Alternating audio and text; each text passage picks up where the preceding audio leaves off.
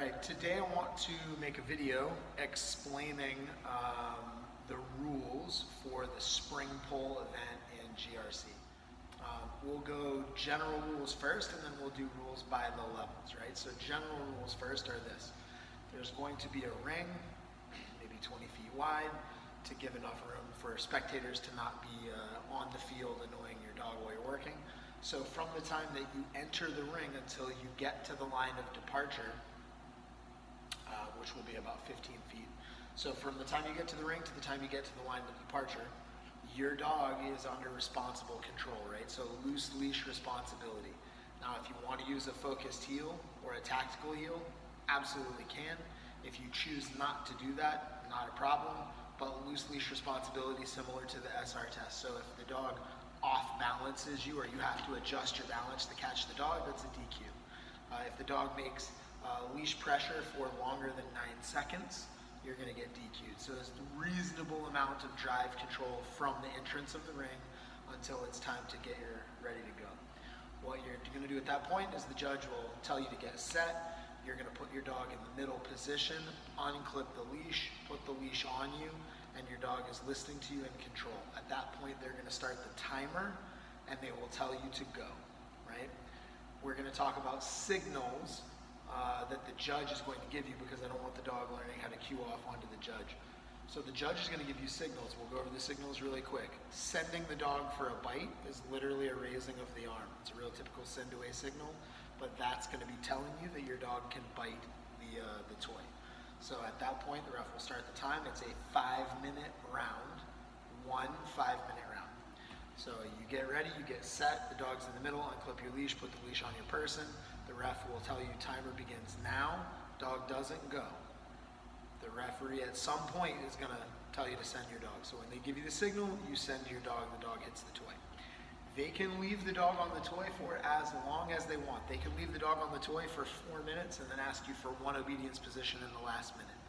They could ask you to keep your dog in the middle for a minute before they send the dog. It's completely up to the referee's discretion, the judge's discretion, as to the mix of obedience and bite work that they do while they're in the presence of that spring pole.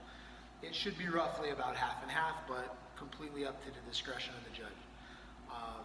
Once the dog is on the toy, the dog will be on the toy until the referee gives you the signal for the out. The signal for the out is this. When they make this signal, you out your dog, right?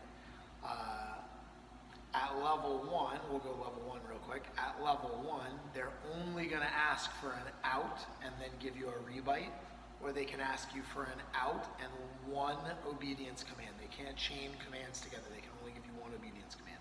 So they could ask you for an out. The signal for a down will be this, right? So they can say out, down, and then they can give you a rebite.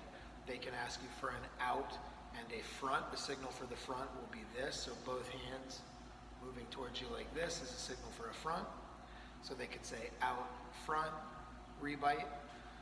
They could give you a signal for a middle position. So they could say out, middle. The signal for middle is both hands pointing towards the center, literally this, right?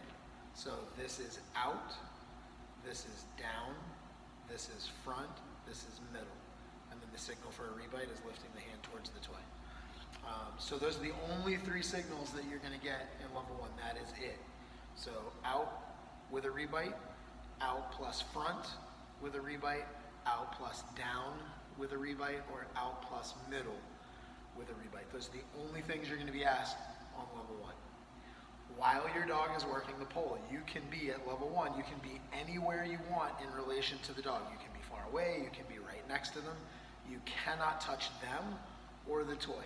You can't touch them or the toy. Now, because we're letting you stand right next to your dog, like literally you can be right next to your dog working the dog, right? Because again, level 1, we want it to not be such a test of area of influence, because that gets more and more and more difficult. So if you are right next to your dog and the dog accidentally bumps you, we're going to call a foul, right? If you accidentally hit the toy, we're going to call a foul. In level 1, you're allowed 1 foul without DQing, because it's a new sport, it's a new game for people, it's very difficult to be in that proximity when your dog whips around, not have them hit your leg accidentally. So if it's an accidental touch, it's going to be a foul. If it happens a second time, you're DQ'd.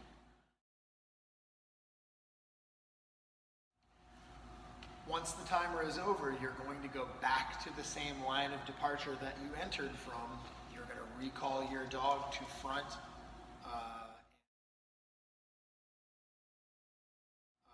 and take your leash off, hook them to your leash. At that point, you're going to leave the ring with the same control parameters that you entered with. You can use obedience, you can use a focused heel or a tactical heel to exit the ring, or you can just use loose leash walking to exit the ring, but you have the same parameters of control as when you entered the ring, as in if you have to dig in to a balanced position to move your dog, or your dog off balances you, or there's more than 9 seconds of passive leash pressure, you'll get DQ'd at that point. So the ending and the beginning are very much the same. You enter under control to the line of departure, send the dog. Level 1, you can work anywhere in the perimeter as long as you don't touch the dog or the toy. When it comes time to leave, you're going to exit to the 15-foot mark, and then we're going to call the dog to the 15-foot mark, and then you're going to hook your dog and exit the ring. And that whole thing has to be complete for that run to qualify. Height rule, where the toy is set. Every dog that goes into GRC, you need to know their weight, you need to know their height. Those are just parameters that you need to know as you enter the sport. The way we measure their standing height is going to be literally measuring from the floor to their hip, and then from their hip to their nose. You add those two distances together and you'll get their literal standing height. When they stand up on their back legs, what's the top of their muzzle? The toy is set just above that height. So if that is 36 inches, the toy will be set, the bottom of the toy will be set above 36 inches. So they have to leave the ground to get it, but once they get it, the bungee, the give of the spring pole will let their back feet touch. So the height of the toy will be they must leave the ground to get it, but their back feet have to be able to touch. So that's where you set the height.